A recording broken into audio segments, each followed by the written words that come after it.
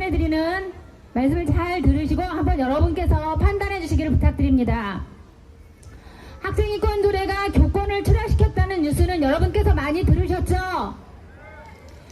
예. 그런데 학생인권 조례는 교권 추락 문제 말고도 여러 가지 문제점이 많습니다. 그래서 저희 학부모들과 시민단체들은 그동안 학생인권 조례가 만들어질 당시 처음부터 재정 반대 활동을 해왔습니다. 학생인권 조례는 학생들에게 교사 고발뿐만 아니라 부모 고발도 교육시키고 있습니다.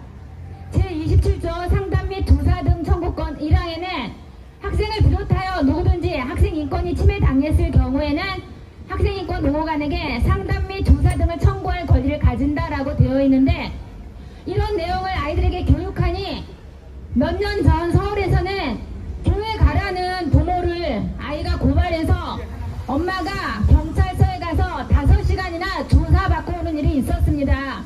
이게 말이 됩니까? 안 돼요. 그리고 또 얼마 전에는 고등학생 딸이 귀가를 너무 늦게 하니까 엄마가 야단을 쳤습니다. 여러분, 아이가 너무 학생이 늦게 귀가하면 어떻게 해야 합니까? 야단 쳐야죠. 야단 쳐야죠. 계속 늦게 돌아오고 그냥 놔둬야 됩니까? 세상에, 그랬더니 그 딸이 경찰에 신고를 했습니다. 그래서 경찰 둘이 즉시 와가지고 집에 와서 부모 조사하고 아이 방에 들어가서 아이 또 만나고 이런 일이 있었습니다. 이렇게 부모를 고발하는 일이 전국에서 계속 일어나고 있습니다. 바로 학생인권 조례 때문입니다. 그리고 또 제13조 사생활의 자유 조항도 문제입니다. 학생들의 소지품 검사를 못하게 되어 있습니다. 그래서 학생들이 마약, 담배, 술, 음란물, 흉기 등을 갖고 있어도 단속을 못합니다.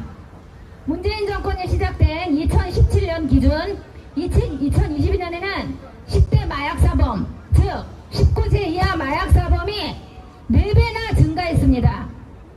그런데 이렇게 많이 증가한 이유는 또 있습니다. 학생인권 조례 말고도 또 하나 이유가 있는데요. 민주당이 검수완박으로 검찰이 마약 수사를 못하게 했었고, 그러자 한동훈 장관이 시행령으로 검찰이 마약 수사를 하게 하자 박범계 의원은 지난 4월 4일날 뭐라고 말을 했냐면요, 마약 사범을 검찰이 직접 수사하면 민주당에 신고해달라는 발언을 했습니다. 이처럼 마약 범죄를 두둔하는 민주당은 제정신입니까? 민주당 때문에도 이렇게 청소년 마약이 급증한 것입니다. 네, 그리고 제가 질문을 하나 하겠습니다. 여러분, 학생인권 조례가 몇 살 아이부터 적용되는지 혹시 아십니까? 제가 퀴즈를 내겠습니다. 고등, 중학생, 초등학생, 유치원 중에 하나입니다. 먼저 여러분 잘 들으시고 한번 손을 들어주십시오. 고등학생부터 적용될 것이다 라고 생각하는 분 손 들어주세요. 학생인권 조례가 고등학생부터 적용된다. 네, 중학생부터 적용된다. 초등학생부터 적용된다. 네, 그러면 유치원부터 적용된다. 유치원부터 적용된다는 분이 조금 몇 분 계시는데요. 정리드리겠습니다. 서울 학생인권 조례 2조를 보면 학생이란 제1호 및 제2호의 학교와 유치원의 학적을 둔 사람을 말한다라고 되어 있습니다. 즉, 만 3세부터 학생인권 조례가 적용되는 것입니다. 학생이라고 하니 사람들이 중고생을 말하나 보다라고 생각하는 분들이 많으실 텐데 절대로 그것이 아닙니다. 이제 문제는 그 다음입니다. 제5조 차별받지 않을 권리 중에 성적 지향과 성별 정체성이 들어있는데요. 이것은 동성애와 성전환을 옹호하는 것입니다. 그리고 임신 또는 출산이 들어있는데, 이것은 성폭행 당해서 임신한 여학생을 차별하지 말자는 것만 해당되는 것이 아니라 학생들에게 성관계를 허용하는 것이 됩니다. 성인권 교육을 통해 상대방의 동의만 있으면 성관계도 권리라고 가르치니 초등 여학생이 남자 중학생과 성관계한 것을 교사는 성폭행 당한 것으로 알고 부모에게 알리고 경찰에 신고했더니 그 여자아이는 우리가 서로 동의하고 성관계 했는데 선생님이 왜 그러셨어요? 그러면서 교사에게 따진 일이 서울에서 실제로 있었습니다. 무슨 구에서 발생했는지 저는 들어서 알고 있습니다.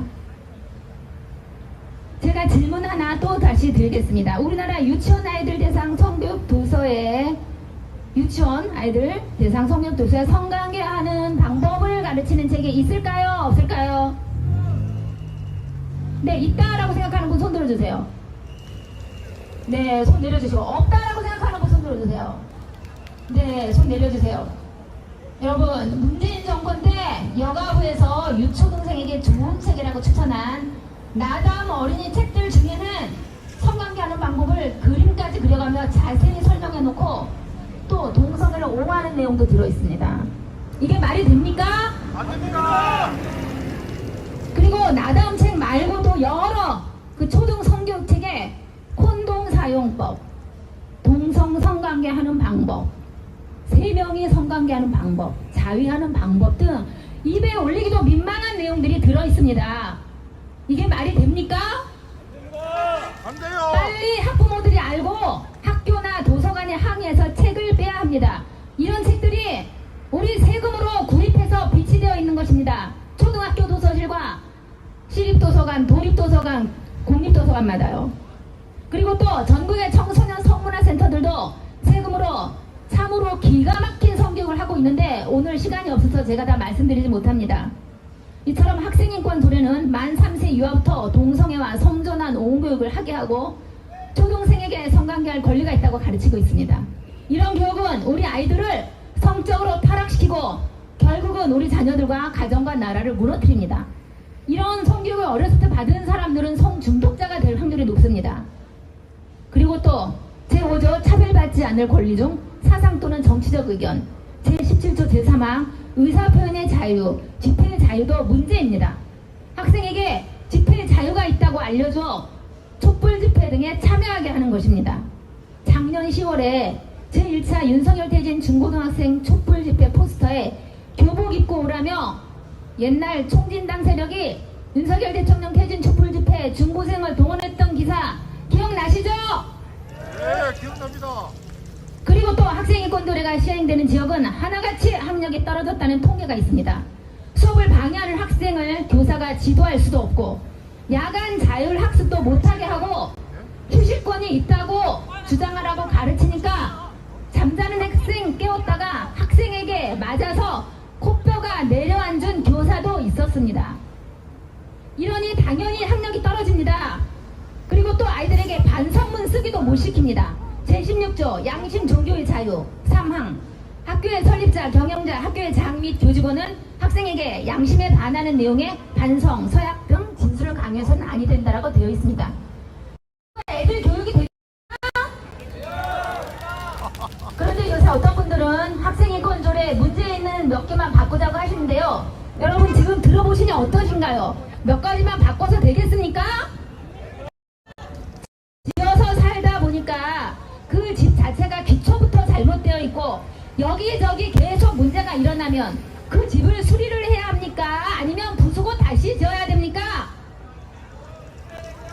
네, 학생인권조례는 처음부터 만들면 안 되는 것이었습니다.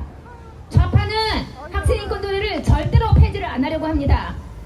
작년에 다행히 윤석열 대통령께서 정권을 잡으셨고 시의원들도 국민의힘당이 현재 많은 상황이라서 이만큼 분위기가 됐는데요. 폐지하지 않고 개정만 한다면 다음에 민주당 시의원이 많아질 경우 도로 원래대로 돌아가 버립니다. 그리고 조례 개정은 우리 국민들 모르게 쉽게 진행되는 거 많습니다. 여러분 민주당 사람들 법 만들거나 개정할 때 밀어붙이는 거 다 보셨죠? 네, 맞습니다. 그렇기 때문에 학생인권조례는 이번에 반드시 폐지해야 할 것입니다. 구호 외치고 내려가겠습니다. 우리 아이들 망치는 학생인권조례 당장 폐지하라!